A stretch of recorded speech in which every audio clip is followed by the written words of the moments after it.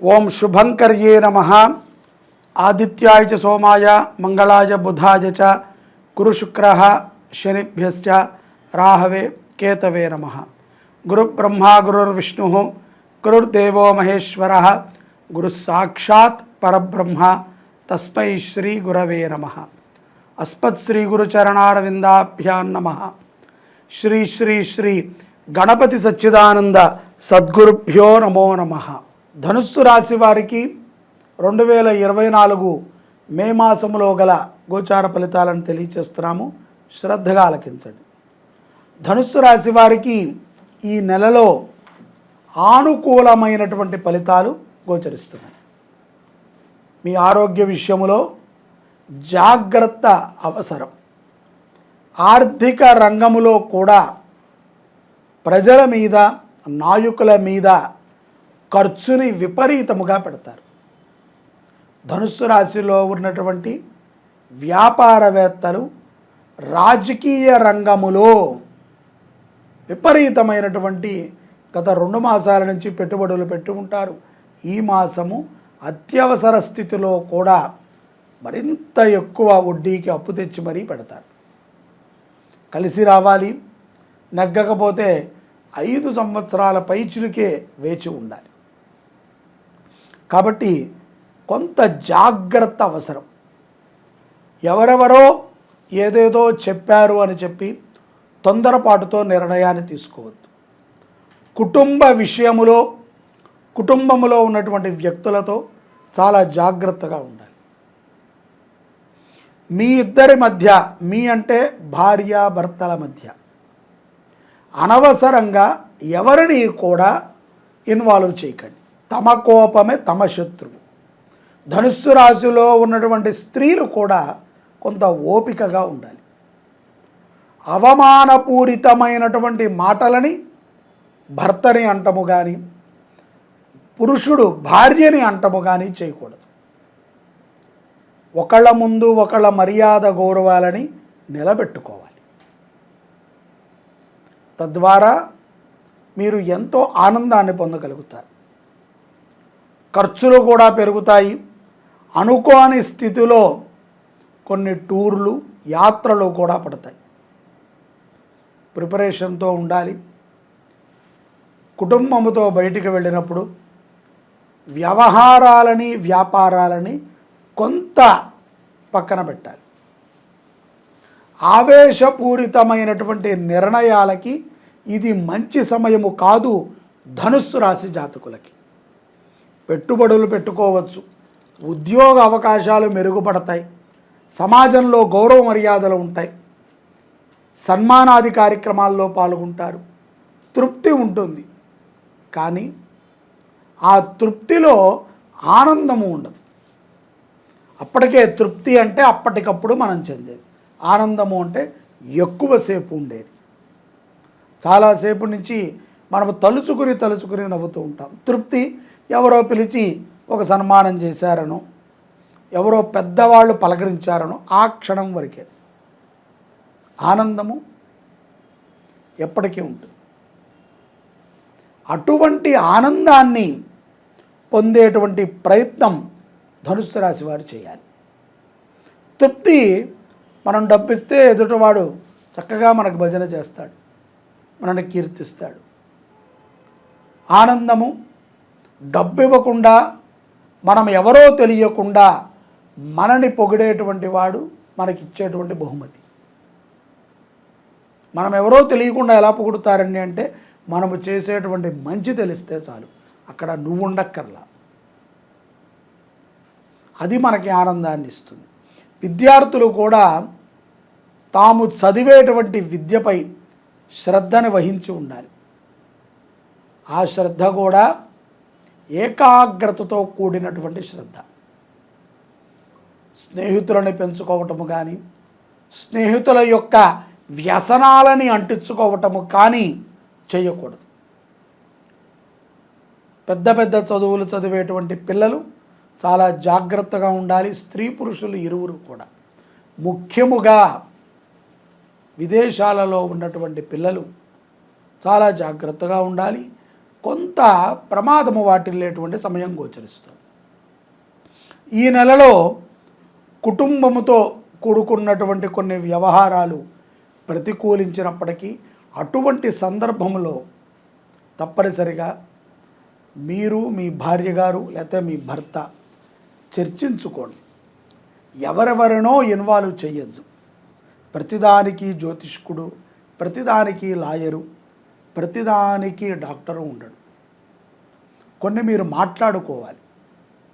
ఓపెన్గా మీరు మాట్లాడుకున్నప్పుడు ఆ సమస్యకి జాతకాలు కాదు కదా, గ్రహాలు కాదు కదా, డాక్టర్లు లాయర్లు ఎవ్వరూ చెప్పనటువంటి ఒక మంచి పరిష్కారాన్ని భార్యాభర్తలు చెప్పవచ్చు. తొందరపాటుతో ఏదో మేము విడాకులు తీసుకుంటాం, దూరంగా ఉంటాం, ఇటువంటి మాటలని మాత్రము మాట్లాడద్దు. భవిష్యత్తు చాలా బాగుంటుంది, నమ్మి సంసారం చెయ్యండి. ప్రేమ సంబంధితమైనటువంటి వ్యక్తులని వదులుకుంటాం సులభమే.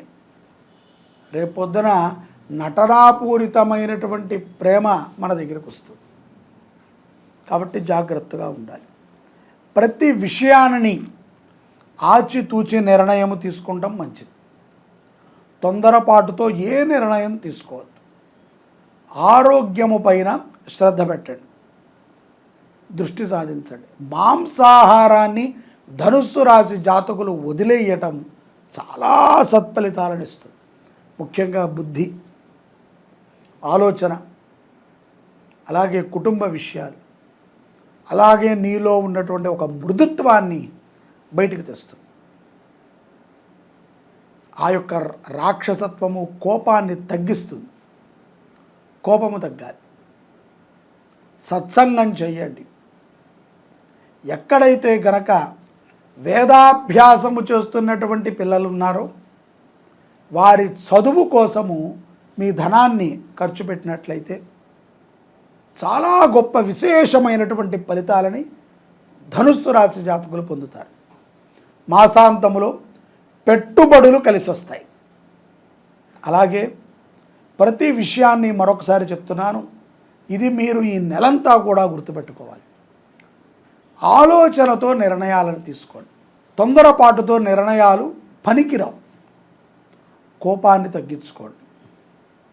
చిదానందముగా ఉండండి. వేద విద్యార్థులకి మీ సంపాదనలో కొంత భాగాన్ని ఖర్చు పెట్టండి. ఒక విద్యార్థికి పరిపూర్ణమైనటువంటి వేదాభ్యాసాన్ని మీరు చదివించగలిగితే మీ వంశము వృద్ధి చెందుతుంది. అపారమైనటువంటి కరుణాది. వాళ్ళు చదువుకోలేక కాదు, వాళ్ళకి చెప్పే ఉపాధ్యాయులకి జీతం కాదు, కానీ మనమే కనుక్కుని మనము వెళ్ళి ఆ పాఠశాలలో ఒక్క విద్యార్థికి ఏం ఖర్చు అవుతుందండి? హాస్టల్ అంతా కూడా ఖర్చు అవుతుంది. నెలకి 2-3 వేలు పెడితే చాలు. నెలకి 2-3 వేలు పెడితే ఒక విద్యార్థికి ఎక్కువ. అప్పుడప్పుడు వచ్చి వాడు చదివేటువంటి ఆ మంత్రాలను మీరు ఇచ్చారు అన్న విషయం అతనికి తెలియకూడదు. అదే ఇందాక చెప్పింది, మనము సేవ చేశామని తెలియకుండా చేయండి. గుప్త సేవ చేయండి. అపారమైనటువంటి కరుణని పొందుతారు. ఈ మాసంలో ఎన్నో లాభాలను పొందవచ్చు. విదేశీయస్తులు తస్మాత్ జాగ్రత్తగా ఉండండి. ఖరీదైనటువంటి వస్తువులని, ఖరీదైనటువంటి ఇళ్ళని తొందరపాటుతో ఈ మాసంలో కొనవద్దు. అక్కడ కొంచెం ఆగండి. కొంత ప్రమాదం ఉంటుంది గోచారము రీత్యా. గ్రహస్థితుల రీత్యా బాగుంటే పర్వాలేదు.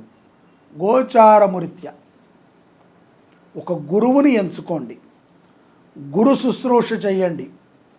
గురువుతో మమేకముగా ఉంటూ మీ యొక్క జీవనాన్ని గడపండి. తద్వారా గురువు యొక్క అనుగ్రహము మీ కుటుంబం మీద ఉంటుంది. సంపద వృద్ధి చెందుతుంది. శాంతాన్ని మీరు పొందగలుగుతారు. విద్యార్థిని చదివించినట్లయితే గోసేవ చేయండి, అన్నదానము చేయండి, వేద విద్యార్థులను చదివించండి.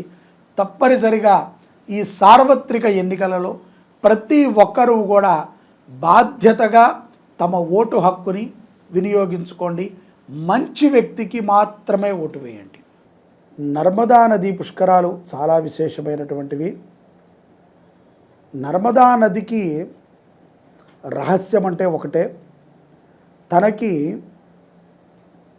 ఎక్కువగా నర్మదా నదికి తేమ ఉండదు. చాలా నదులకి తేమ ఉంటుంది. మీరు కృష్ణానదిని చూస్తే పాచి పడుతూ ఉంటుంది. అది గోదావరి కొంత ఉష్ణమైనటువంటి నీరు ఉంటుంది. గంగకి ఏ భావన ఉండదు, చప్పగా ఉంటుంది. నర్మదా నది యొక్క మృదుత్వం ఏమిట్రా అంటే అతి మధురమైనటువంటి జలము నర్మదా.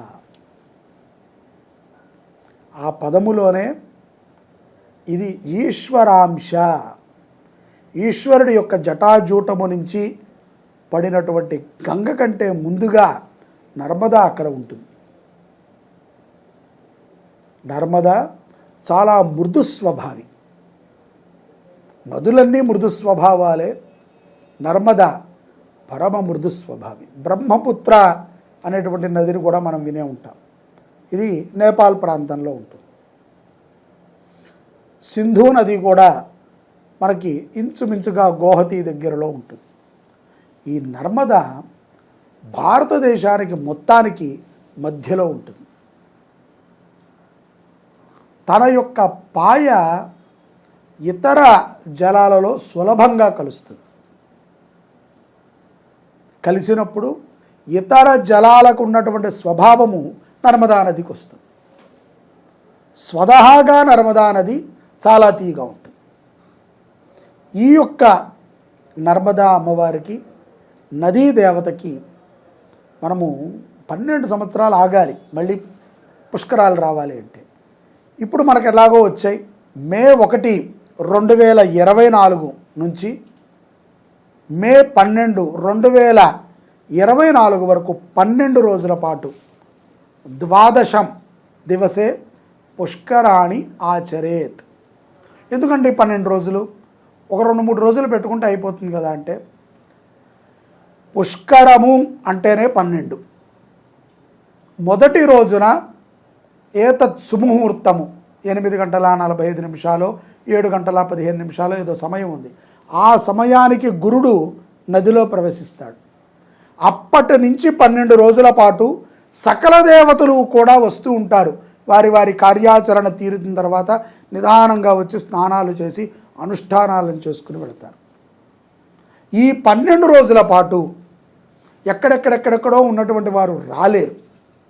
కాబట్టి మనము వారందరి పేరు మీద 27 నక్షత్రాల కోసమని, 9 గ్రహాల కోసమని, అలాగే పితృదోష నివారణ కోసమని మనము నక్షత్రపూర్వక నవగ్రహ రుద్రయాగాన్ని చేస్తున్నాం. ఇది ఎప్పటి నుంచి? మే 3వ తారీఖు నుంచి 2024 మే 3 శుక్రవారం నుంచి 2024 మే 12 ఆదివారం వరకు జరుగుతుంది. ప్రతిరోజు నవగ్రహ హోమం, ప్రతిరోజు రుద్రహోమం, మీ గోత్రనామాలతో నక్షత్ర జపం. మీరు కోరుకుంటే గనక మీరు రుసుము చెల్లిస్తే మీ పేరుతో ఆ రోజు అన్నదానం కూడా చేయిస్తాం. ఇది గొప్ప అవకాశం అండి. ఎక్కడ దొరుకుతుంది చెప్పండి? ఏ దేశానికి వెళితే మీకు పుణ్యం దొరుకుతుంది? భారతదేశంలో మాత్రమే దొరుకుతుంది. ఏ దేశంలో మీకు ఇటువంటి కార్యాలు చేస్తే మోక్షం లభిస్తుంది? ఒక్క భారతదేశంలో లభిస్తుంది. ఇతర దేశాల వాళ్ళందరూ పాల్గొంటున్నారు, మనము పాల్గొందాం. మనకి, మన పిల్లలకి, మన కుటుంబానికి శ్రేయోదాయకమైనటువంటి ఫలితాలు వస్తాయి. నమ్మండి. ఆ యొక్క నది మిమ్మల్ని అనుగ్రహించింది అంటే, బృహస్పతి అనుగ్రహించాడు అంటే సకల దేవతల అనుగ్రహాలని మీరు పొందినట్టే. పాల్గొంటారు కదా. జై శుభంకరి.